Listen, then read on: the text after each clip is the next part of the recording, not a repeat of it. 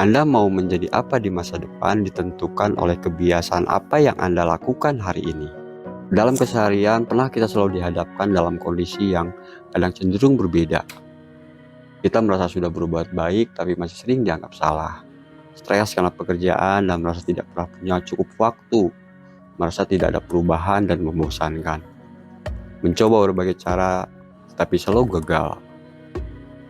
Bahkan, kita melihat orang lain yang kelihatan sukses, berhasil, memiliki banyak uang, dan sebagainya.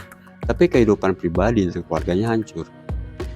Orang yang kelihatannya alim, tapi masih berbuat maksiat atau bahkan mungkin tidak jujur. Kondisi tersebut sebenarnya sebagai akibat dari kebiasaan kita sendiri yang sering kita lakukan. Suatu kondisi yang menurut Albert Einstein disebut sebagai kegilaan. Kegilaan adalah melakukan sesuatu dengan cara yang sama berulang-ulang dan mengharapkan hasil yang berbeda.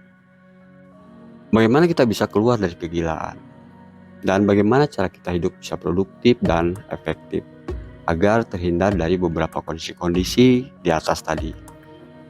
Kali ini saya akan mengulas sebuah buku yang telah menjadi panduan yang sangat berpengaruh di dunia dalam pengembangan diri dan kepemimpinan, dan sering dijadikan rujukan bagi para trainer dan motivator, yaitu buku 7 Kebiasaan Manusia Efektif yang ditulis oleh Stephen Covey.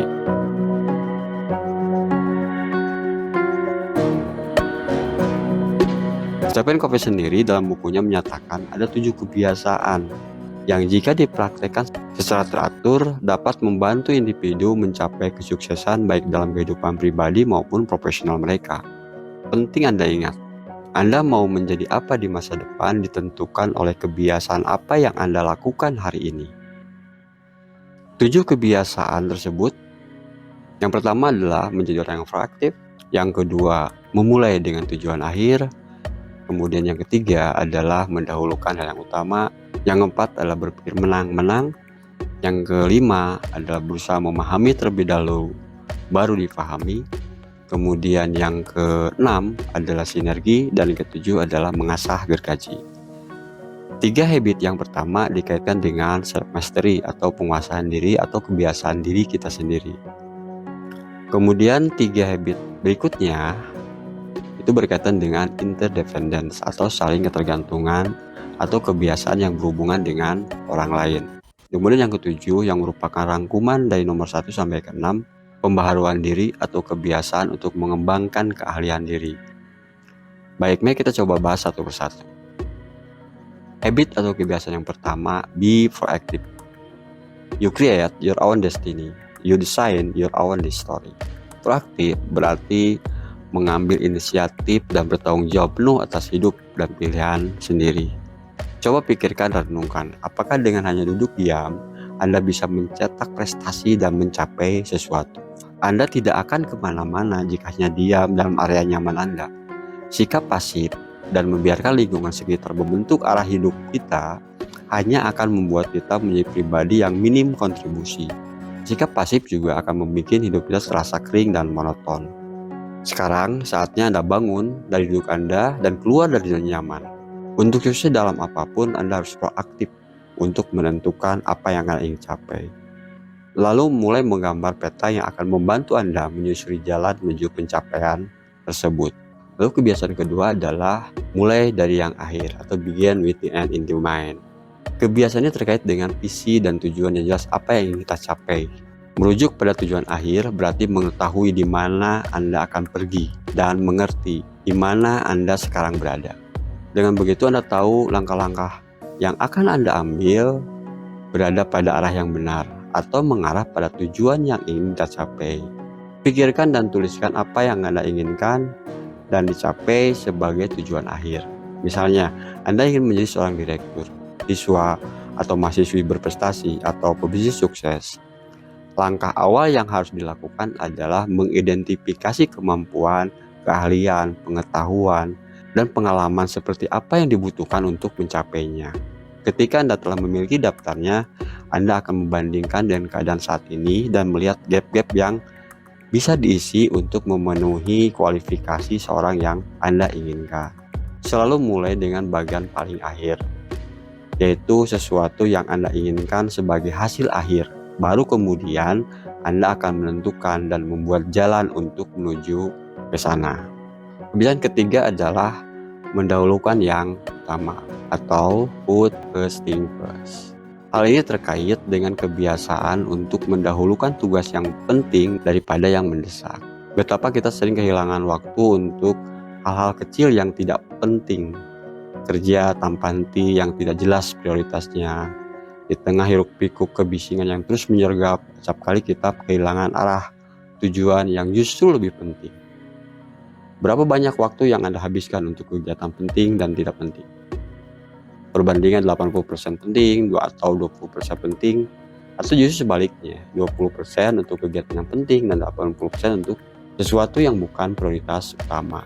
Stephen Covey menggambarkan sebagai batu-batu besar, artinya kita harus mementingkan yang lebih prioritas terlebih dahulu. Prioritas adalah yang memiliki dampak besar terhadap tujuan kita, yang menjadi target terdekat dan bisa jadi berpengaruh pada orang banyak. Untuk mengatur tugas-tugas berdasarkan urgensi dan kepentingannya, kita dapat menggunakan alat manajemen waktu. Kebiasaan keempat adalah berpikir menang-menang atau think win-win. Pola pikir menang-menang akan membantu Anda di segala situasi yang akan membuat Anda memikirkan solusi yang lebih kreatif dan menguntungkan dalam semua interaksi, di mana setiap orang yang ada di sekitar Anda akan merasa senang. Semangat menang dan menang akan mengantar kita menuju level produktivitas yang langgeng. Stephen Covey menyebutnya alternatif keempat ini sebagai solusi yang memuaskan semua orang. It is not your or my way, it is higher way. Semangat win-win ini dapat dicapai apabila kita mau melakukan kebiasaan kelima, yaitu seek first to understand atau berusaha memahami terlebih dahulu. Understand, then to be understood. Pahami dulu, baru dipahami. Artinya, mendengarkan orang lain untuk memahami sudut pandang mereka sebelum mencoba menyampaikan sudut pandangnya sendiri.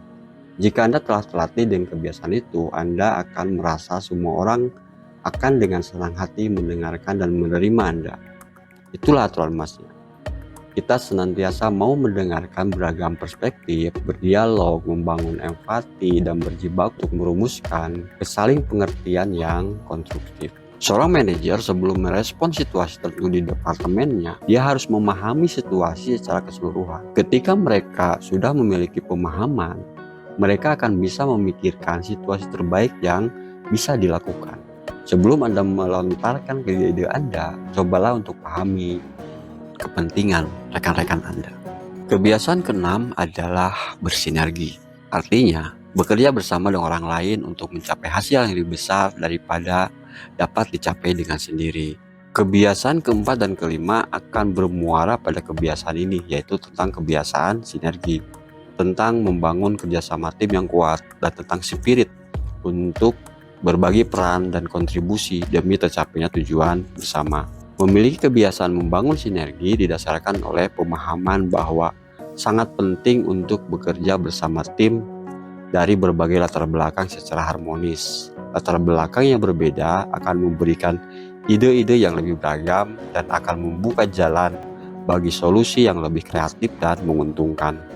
Kebiasaan ketujuh adalah mengasah gergaji. Kebiasaan ini mengajak kita semua untuk terus mengasah pengetahuan dan keterampilan secara fisik, mental, emosi, dan spiritual agar tetap terjaga keseimbangan dan kesinambungan dalam kehidupan. Jadilah pembelajar seumur hidup. Segala tempat adalah sekolah dan setiap orang adalah guru. Kebiasaan mengasah gergaji sangat berguna untuk menjaga kesegaran pikiran dan motivasi Anda. Mengasah gergaji juga dapat diartikan sebagai liburan, melakukan hal yang menyenangkan, mengerjakan hobi, dan semua hal yang membantu Anda mendapat kesegaran dan semangat baru dalam melakukan pekerjaan rutinitas Anda. Itulah 7 kebiasaan yang layak kita pelajari dan sangat relevan untuk diterapkan dalam keseharian kehidupan kita dan akan membantu mensukseskan karir. Kebiasaan-kebiasaan baik akan membentuk karakter baik dan tentu akan menarik hasil yang baik juga. Seperti disampaikan oleh kata-kata bijak, taburlah pemikiran maka Anda akan menuai perbuatan. Taburlah perbuatan, maka Anda menuai kebiasaan. Taburkan kebiasaan, maka Anda akan menuai karakter. Kemudian taburkan karakter, maka Anda akan menuai takdir. Maka latihlah kebiasaan untuk membentuk karakter kita. Sehingga dengan terbentuknya karakter, masa depan kita, takdir kita ke depan mau seperti apa, itu tergantung karakter kita yang sudah terbentuk. Secara keseluruhan, buku 7 Kebiasaan Orang yang Sangat Efektif telah membantu jutaan pembaca untuk meningkatkan kehidupan pribadi dan profesional mereka melalui pengembangan kebiasaan dan nilai positif. Covey menekankan bahwa kebiasaan ini bukanlah perbaikan cepat atau solusi sekali pakai, melainkan membutuhkan praktik dan komitmen yang konsisten agar benar-benar efektif. Menekankan pentingnya integritas pribadi dan menjelaskan nilai-nilai seseorang dengan tindakannya. Terima kasih sudah menonton video ini. Jika Anda suka, silakan subscribe, like, share, dan komen. Serta jangan lupa tekan lonceng notifikasinya untuk mengetahui pemberitahuan video saya selanjutnya. Wabillahi taufiq wal hidayah. Wassalamualaikum warahmatullahi wabarakatuh.